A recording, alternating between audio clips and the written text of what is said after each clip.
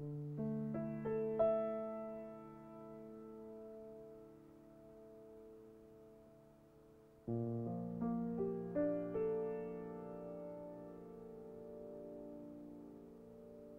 does it mean to abide with Christ during times of suffering? For 15 years now, I've been struggling with some serious health difficulties, kidney disease, depression, anxiety, and stress disorder. In May of 2011, after months of taking some immunosuppressant steroids because of debilitating gout in both my feet, I contracted diverticulitis. At the hospital, they gave me antibiotics, and a week later, I had C. diff. It was nasty. As if that wasn't enough, we discovered I had severe sleep apnea with upwards of 90 episodes an hour. The clinician who tested me said it was one of the worst cases she'd ever seen, and she was amazed that I hadn't had a stroke or heart attack. Because of this physical blow, my stress disorder came back with a vengeance, and I had to go off work. I went from leading in front of hundreds of people to not even able to have a coffee with a friend without shaking violently and sweating and feeling nauseous.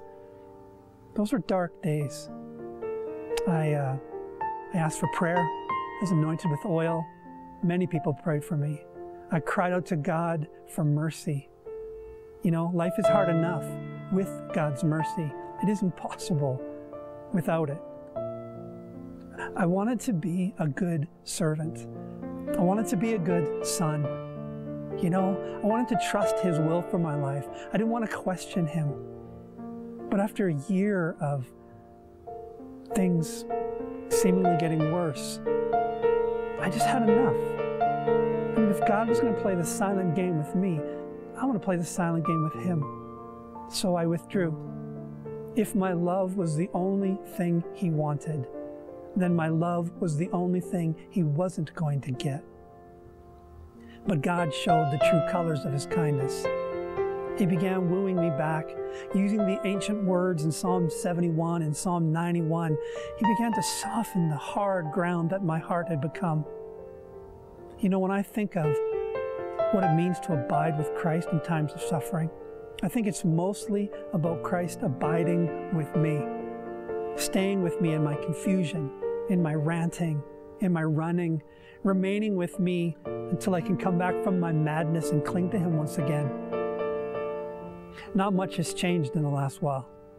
My kidneys are worse. I'm still not back to work, not doing the thing I love, that I've been called to, that I'm gifted for. Money is tight. The future is unclear. But this one thing is different.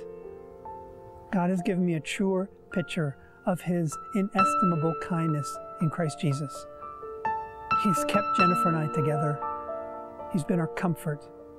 And though He hasn't revealed to me any details about my future, He has assured me that it'll be okay.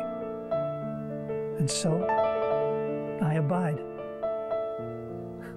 Where else can I go?